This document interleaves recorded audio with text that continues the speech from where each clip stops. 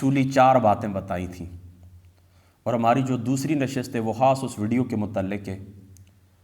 اس گفتگو جو مجھے سنائی گئی اس کے اندر ثاقب رضا مصطفی صاحب نے جو احادیث پاک پڑھی ہیں، جو حدیث پاک پڑھی ہے، وہ ہے جامع ترمذی شریف کی کتاب التفسیر اور سورہ صاد کی تفسیر۔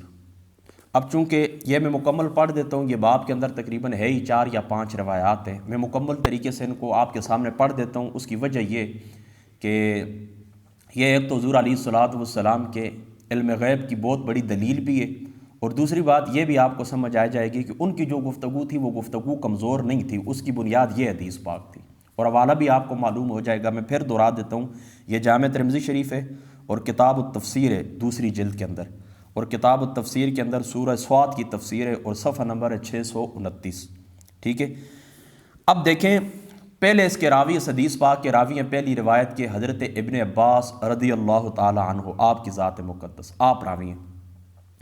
آپ فرماتے ہیں کہ قال قال رسول اللہ صلی اللہ تعالی علیہ وآلہ وسلم آتانی اللیلہ ربی تبارک و تعالی فی احسن سورہ، رات کو میں نے اللہ تعالیٰ کو دیکھا بڑی اچھی صورت کے اندر اور بڑی سونی صورت کے اندر۔ قال احسبہ قال فی المنام، راوی فرماتے ہیں کہ میرا گمان یہ ہے کہ حضور علیہ الصلوۃ والسلام نے یہ فرمایا کہ میں نے خواب کے اندر اللہ تعالیٰ کو دیکھا ہے، یعنی یہ ایک معراج تھی، اس کو معراج منامی کہتے ہیں۔ خواب کے اندر میں نے اللہ تعالیٰ کی زیارت کی ہے اور اللہ تعالیٰ کو میں نے دیکھا ہے بڑی سونی صورت کے اندر۔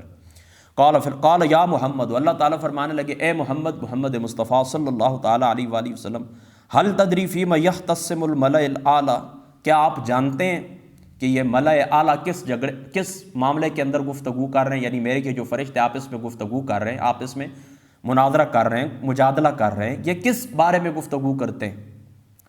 قلت لا، حضور علیہ الصلوۃ والسلام فرماتے ہیں کہ میں نے کہا نہیں، اے اللہ کے رسول میں نہیں جانتا۔ یہاں پر 2 باتیں آپ نے بڑی توجہ سے سننی ہیں، بلکہ 3 باتیں میں آپ کو بتاتا ہوں۔ سب سے پہلے یہ بات یاد رکھیں کہ اللہ تعالیٰ نے پوچھا حل تدری، کیا آپ جانتے ہیں؟ اور درایت کا معنی یہ یاد رکھنا ہے آپ نے، درایت کا معنی ہوتا ہے کسی چیز کو بدعت عقل سے جاننا، کسی چیز کو بدعت عقل سے جاننا۔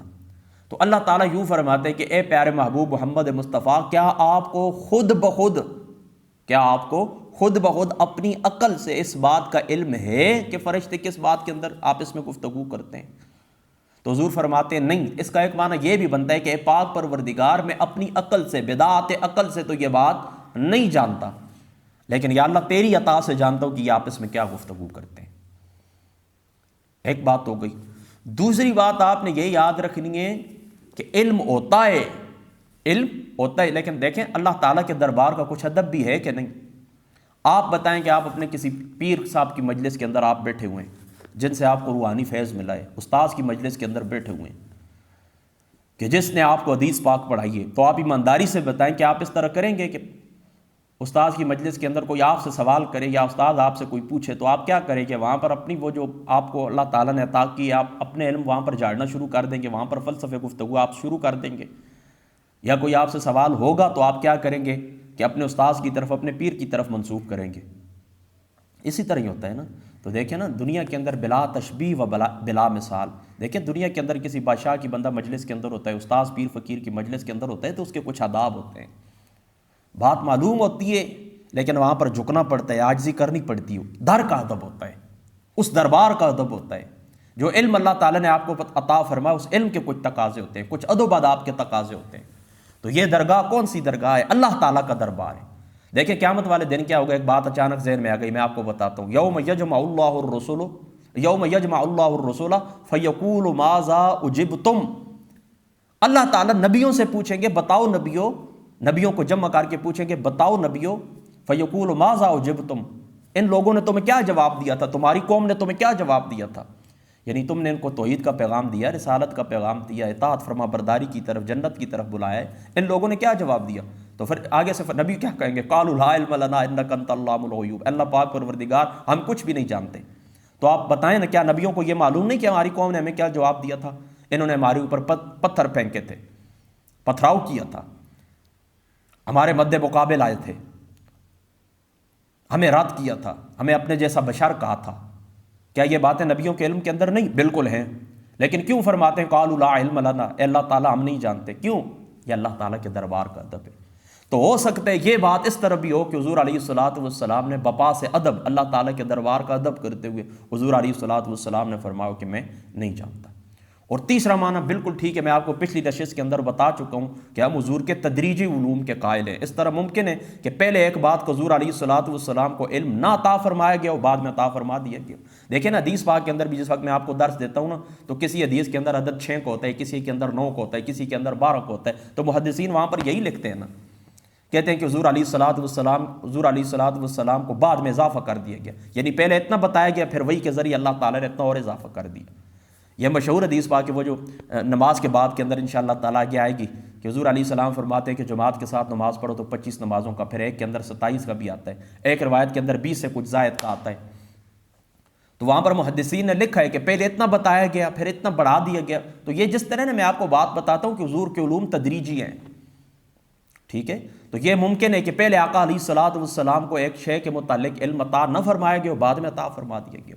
آگے دیکھیں نا حدیث پاک کے جو الفاظ ہیں وہ بھی اسی کے اوپر دلالت کرتے ہیں کہ حضور علیہ الصلوۃ والسلام کو پہلے ایک چیز کے علوم عطا نہیں فرمائے گئے، لیکن بعد میں اللہ تعالیٰ نے عطا فرما دی ہیں۔ تو یہ تینوں باتیں آپ نے ذہن کے اندر رکھنی ہیں۔ ایک ہو سکتا ہے کہ حضور نے نہ فرمائی ہو اللہ تعالیٰ کے ادب کے پیش نظر، دوسرا حضور علیہ الصلوۃ والسلام نے لا فرمایا کس وجہ سے کہ اللہ تعالیٰ میں اپنی عقل سے نہیں جانتا لیکن تیری عطا سے جانتا ہوں، اور تیسری یہ بات بھی درست ہے کہ اس وقت تک حضور کے علوم کے اندر یہ بات شامل نہ ہوئی ہو، بعد میں اضافہ کر دیا گیا ہو۔ آگے دیکھیں الفاظ کیا ہیں۔ تو پھر اللہ تعالیٰ نے کیا کیا؟ فوضع یدہ بین کتفی حتی وجدت بردہا بین صدی۔ حضور علیہ الصلوۃ والسلام فرماتے ہیں کہ پھر اللہ تعالیٰ کی ذات اقدس نے اپنی شان کے مطابق اپنا ید قدرت میرے کاندھوں کے درمیان رکھا، تو میں نے اپنے سینے کے اندر ٹھنڈ محسوس کی۔ او قال فی نخر، یا فرما پھر میں نے اپنے حلق مبارک کے اندر اس جگہ کے اندر ٹھنڈ محسوس کی۔ اللہ تعالیٰ نے اپنے، یعنی دیکھ میں نے کہا نا اللہ تعالیٰ میں نہیں جانتا یہ فرشتے آپس میں کیوں گفتگو کرتے ہیں، تو اللہ تعالیٰ نے اپنے ید قدرت میرے کاندھوں کے درمیان رکھا، مجھے اپنے سینے کے اندر یا گلے مبارک کے اندر، نہر مبارک کے اندر ٹھنڈ محسوس ہوئی۔ فعلمت ما فی السماوات وما فی الارض۔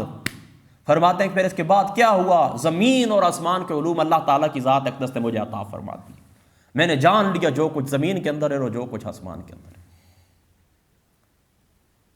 بات آپ کو سمجھ آ گئی نا؟ یہ دو روایتیں اور بھی سن لیں، پھر انشاءاللہ تعالیٰ میں آپ کو رزلٹ دیتا ہوں۔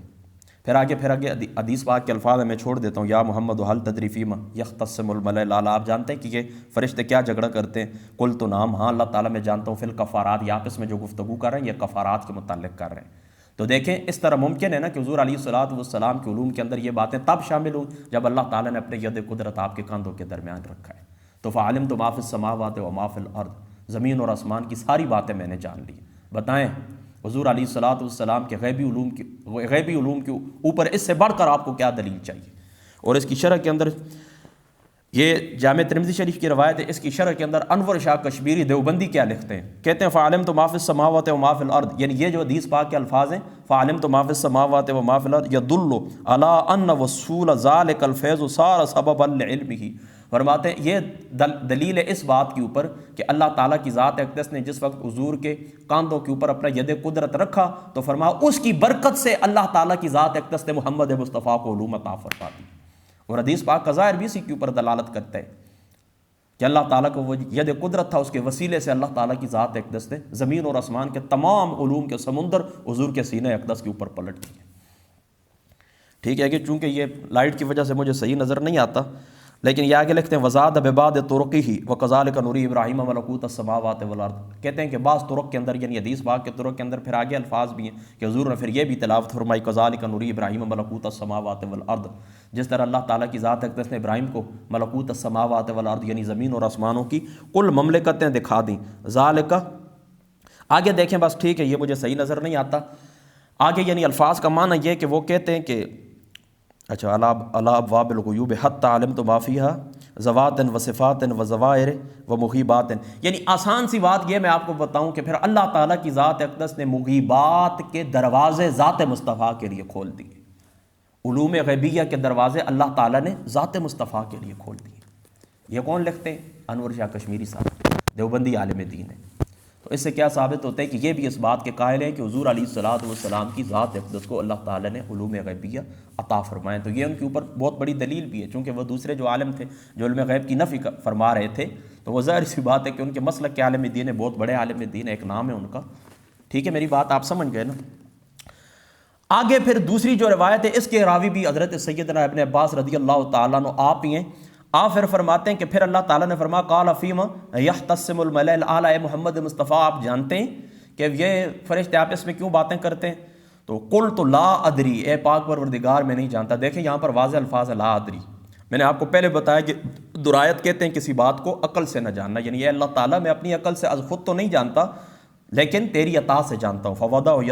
فوضع یدہ بین کتفی حتی وجدت بردہا بین صدی. اسی طریقے سے الفاظ ہیں کہ پھر میں نے کیا کیا، حضور اللہ تعالیٰ کی ذات اقدس نے میرے کاندھوں کے اوپر اپنا ید قدرت رکھا. تو پھر اگلے الفاظ سنیں، فعلمت ما بین المشرق والمغرب، فرما مشرق اور مغرب کے علوم اللہ تعالیٰ کی ذات اقدس نے مجھے عنایت فرما دی. سبحان اللہ. ادھر کیا تھا، زمین اور آسمان کے علوم عطا فرما دیے. اس دوسری روایت کے اندر ہے کہ فعلمت ما بین المشرق والمغرب، اللہ تعالیٰ نے مشرق اور مغرب کے علوم مجھے عطا فرما دی. پچھلی روایت کو سامنے رکھیں، فعلمت ما فی السماوات و ما فی الارض. اس دوسری روایت کو رکھیں، فعلمت ما بین المشرق والمغرب. تو مجھے بتائیں کائنات کے اندر مشرق مغرب، زمین آسمان سے باہر بھی کوئی کائنات بستی ہے؟ تو اس سے ہمارا عقیدہ یہ ثابت ہوتا ہے کہ ابتدا سے لے کر انتہا تک زمین آسمان کا ایک ایک انچ، ایک ایک ذرے کا علم اللہ تعالیٰ نے ذات مصطفیٰ کو عطا فرما دیا. بات آپ سمجھ گئے نا. اور تیسری روایت اس کے ساتھ شامل کر لیں، یہ بھی چونکہ طویل روایت ہے، اس کے بھی آخری الفاظ ہی میں آپ کو سناتا ہوں کہ وہ فرماتے ہیں کہ فتجلی لی، یعنی آخری حدیث پاک کے الفاظ کیا ہیں، فتجلی لی کل شیء وعرفتہ. اللہ تعالیٰ کی ذات اقدس نے فتجلی لی ہر شے، فتجلی لی کل شیء وعرفتہ، ہر ایک چیز اللہ تعالیٰ کی ذات اقدس نے میرے اوپر روشن فرما دی. وعرفتہ، اور میں نے ساری اشیاء کو پہچان لیا. اب دیکھیں تین روایات کے مجموعے کو سامنے رکھیں تو ثابت کیا ہوتا ہے؟ ثابت یہ ہوتا ہے کہ اللہ تعالیٰ کی ذات مقدسہ نے حضور علیہ الصلوۃ والسلام کی ذات مقدسہ کو ایک ایک ذرے کا علم عطا فرما دیا. یہ تھی وہ روایت کہ جو روایت پڑھی تھی ثاقب رضا مصطفی صاحب نے. تو ان تین روایات کا مجموعہ، ان کو اکٹھا کریں ایک جگہ کے اوپر. میں ہر شخص کو دعوت دیتا ہوں جامع ترمذی شریف کھولیں، کتاب التفسیر کھولیں، سورہ صاد کی تفسیر کے اندر آئے اور یہ تین روایات پڑھیں. تو ثابت کیا ہوتا ہے؟ ذات مصطفیٰ وہ ذات مصطفیٰ ہے، سر عرش پر ہے تیری نظر، دل فرش پر ہے تیری گزر، ملکوت و ملک میں وہ کون